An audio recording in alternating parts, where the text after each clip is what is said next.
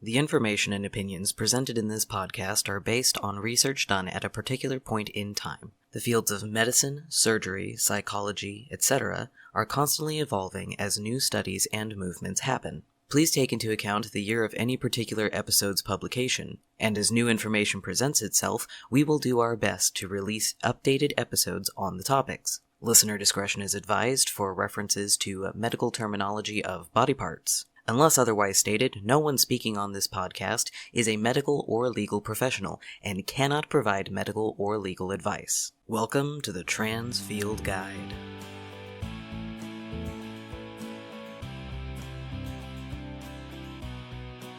In preparation for National Coming Out Day on October 11th, we will be presenting a collection of coming out stories from various people in the community. Please take this opportunity to learn from the experiences of others. Thank you. I knew at 7 there was something different than I was when I really started understanding that I was different than the other females in my classes and who I was interacting with. I identified with the guys. I was considered at that time a tomboy, and so I really enjoyed sports and doing things that little boys do. And I didn't always understand why I couldn't do the same things that my younger brother was allowed to do. Things even as like Boy Scouts. I didn't get why I had to do Girl Scouts and the girls were doing things like selling cookies and sewing and stuff that I just didn't find like I was interested in. And my brother was making those little wooden cars and boats and things, and I was more interested in making those things than I was doing the Girl Scout things. And so there was this struggle. I was raised in a very religious Catholic home and very traditional in sense of gender roles and things like that. And so I was allowed to be a tomboy in a sense because my mom was one growing up and she had 4 brothers, and so she remembers, so she just kind of always identified that that's what I was. Not that I even knew what that really meant. And so, and I watched football with my dad. I have pictures of me even as an infant sitting on his chest watching football while he's in the recliner laid back and I'm on his chest watching football. There's like several hundred pictures of that. I knew like in first grade that I wasn't with the girls at recess, and teachers would always say, why aren't you playing with them over there? And I would just be like, because I like basketball or I like Foursquare or whatever. And that was kind of my elementary, was really trying to navigate between the boys and the girls. Like I knew I was supposed to want to go play with them and do those things, but I just didn't want to. And so I actually became like the mediator between the boys and the girls, which is kind of a cool thing now that I think about it, where the boys would tell me what girls they liked, and an innocent young kid and we passed notes back then, like, do you like me, yes or no? And I was the carrier of the notes, back and forth. But I also noticed that, I didn't really like any of the boys in the way that the girls liked the boys. I didn't think any of them were cute or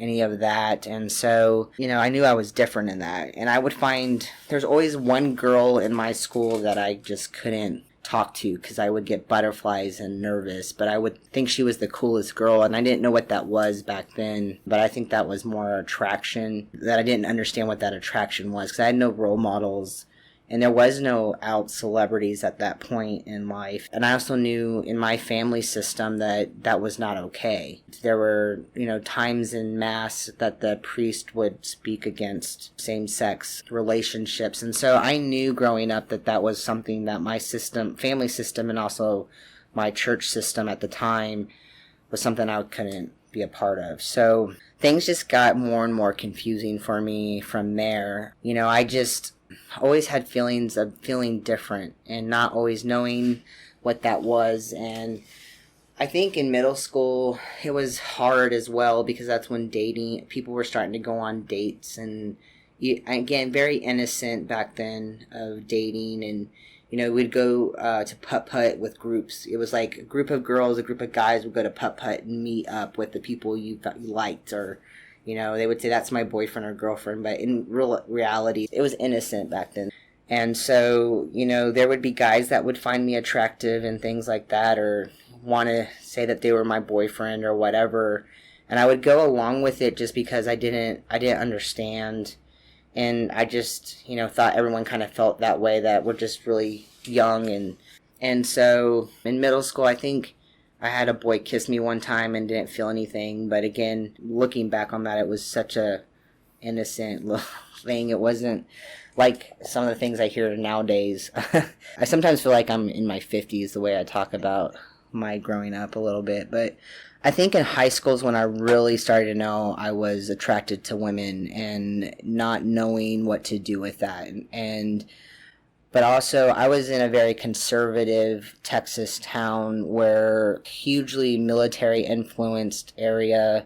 And again, like, that was not okay. It wasn't okay at school. It wasn't okay in my church. It wasn't okay with my family. So I was very closeted in high school. I would date guys that were, I would think of as now kind of like safe guys, that were really nerdy and just socially awkward, that they weren't pushy on, sexual intimacy or anything like that. It was more about, let's just go to the movies and hang out and hold hands. And so, as soon as they wanted to get physical, then I was out. Like, I was done with the relationship at the time. And so I came out to a couple of people my senior year, I guess more junior year, just my friends and things like that. And so, but it was very secretive. I would deny it if anyone of authority, like parental units or a teacher or anything, asked me questions about things or kind of hinted that I might be different, and I would always say no because I was so fearful at the time.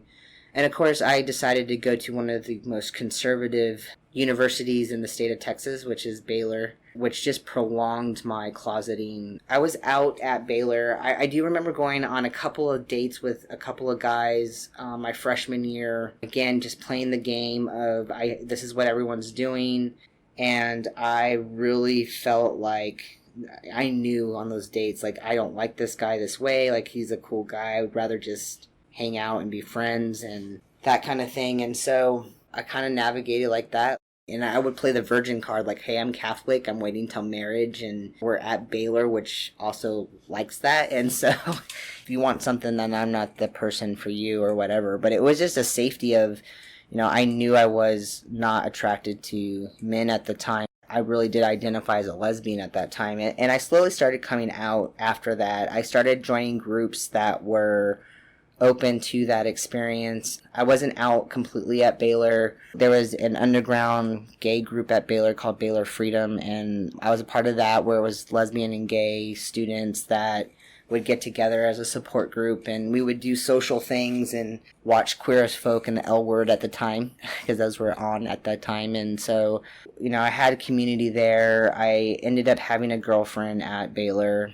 She ended up coming out her senior year, but she was okay with me staying in the closet with my family. And then I went off to grad school in San Antonio and went to another private, but this time Catholic school, and actually was much more liberal than Baylor, and my professors were much more open-minded. And so I came out fully, and in that time came out to my parents. And it took a long time for especially my mother, to come around to that idea. They were not happy with that, but eventually they accepted me. And the girl I was dating at the time, I really got that identity and was okay with being a lesbian, but there was still something missing to that story. I still didn't feel whole. And so after coming out, I started cutting my hair short, and it eventually turned into what we consider a male haircut. At first it was like a pixie cut, kind of that slow process I knew I wanted to have a male haircut, but it took a couple months to finally form it that way. And then I started slowly, at that point, stopped buying female clothing and started wearing nothing but male clothing. And some of my lesbian friends would always be like, man, you're like almost beyond butch, And at that time where I was, there wasn't a lot of trans individuals. They weren't out. If they were still really part of the lesbian and gay community. I would meet a couple at the clubs in town, but there was no place for them by themselves. It was very much a part of the community. If you're going to be 100%, then you're out of our community. And so I didn't really look into that so much. I just thought, okay, I'm just going to be this really masculine lesbian. And then I started doing more and more research I started presenting on the LGBTQ plus population and realized that there's something more to what I felt. And then I came across the word gender variant. And for the first time in my life, I felt, wow, like this describes more of my experience, because I still, to this day, don't feel 100% male. So there was a period in my life where I really felt like I was gender variant and more fluid and definitely non-binary, and I was okay with that for a long time. And again, I didn't really know many trans people. The people I knew that were trans, I didn't really feel like I knew them before they came out as trans, and there wasn't a lot of indication of their processing. They went from like lesbian to trans men, it seemed like, what we were talking about in another interview, like overnight. I didn't get to see the behind the scenes thing of their transitional process. And so I just thought, well, and they would say that they're real men and, all this kind of stuff. And I didn't identify the way they did. I didn't feel the way they did. And so I stayed gender variant and used the pronouns they for a long time. And I finally got a job with where I'm at now, and started using my legal name now as the name I wanted to be called, and using they pronouns. And it took another, I want to say, after 2013, it took another 4 years to really understand that I was trans. Actually, what happened was, when I started at my current job in 2013, I started feeling like there was something wrong. I couldn't put my finger on it, is how I describe it. And so I just slowly started getting more and more depressed. And the summer before I started hormones, I actually went through a horrible depression and became very suicidal, and finally got the help that I needed, and realized what all that was because I had become complacent in my transition. And what I mean by that is I got to a place that I had pushed the boundaries of gender with my work, with my family, that everyone was okay with me. Everyone was okay with using they. Everyone was okay with calling me Beck. Everyone seemed okay with how I was dressing. Parents were buying me male clothing and things like that, but I just felt like I couldn't do any more to them. I felt like my parents had been through a lot with me and my mental health and things like that I just didn't want to put them through anything else, and through my coming out as a lesbian. So I got hospitalized, and through that I realized that I had stopped my process, which was causing me great emotional damage. And so through that process and through continual therapy, I decided that I needed to further my transition and try. And if I didn't feel any different afterwards, then I would stop. That I knew the effects of hormones, and I was willing to take the risk of medically starting to transition, because I had done everything I could up to that point socially. And so, it took me from that summer all the way till February of the following year to actually get my prescription. But in the meantime, I actually had a hysterectomy that was medically, and so kind of forced my hand in hormones as well, because I had to choose which hormones that I wanted to go on. And my doctor was very open, and he's like, you need a full hysterectomy medically because of medical reasons. And I think it was kind of a thank you in disguise. I didn't ever like that process of being feminine and reminded every month that I was a female. And so after that, and my body was at the point where I needed to start hormones again, I decided it was time to start hormones. And so, and again, this is through therapy, and this is through, my medical doctor and things like that. And so I started hormones on February 6th of 2018. And after my hysterectomy, I came out to my parents again, and talking about, that I really feel like I need to do this process for me and my mental health.